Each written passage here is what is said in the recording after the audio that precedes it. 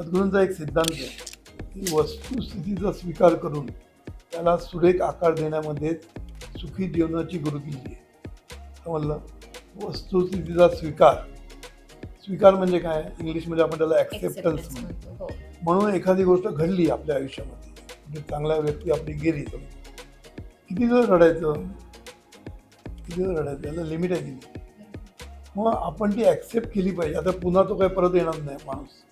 मग ॲक्सेप्ट करणं हे आपल्या हाती आहे. ॲक्सेप्ट करणं याचा अर्थ आपण काय म्हणतात त्याला, काही करता येत नाही म्हणून ॲक्सेप्ट करतो असं नाही. ॲक्सेप्ट करणं म्हणजे आता तो विषय बंद करणं आणि पुढे त्याला सुरेख आकार कसा देता येईल याचा विचार करणं, ह्याला म्हणतात ॲक्सेप्टन्स. ॲक्सेप्टन्स म्हणजे गर्भगळीत होणं नाही. आता काय करणं, गेला काय करणं असं नाही. गेला ही वस्तूची ॲक्सेप्ट आहे, माहिती आहे तुम्हाला. मग आता ह्याच्यामध्ये आपण कशी परिस्थिती सुधारू शकतो याचा विचार करायला सुरुवात करायची.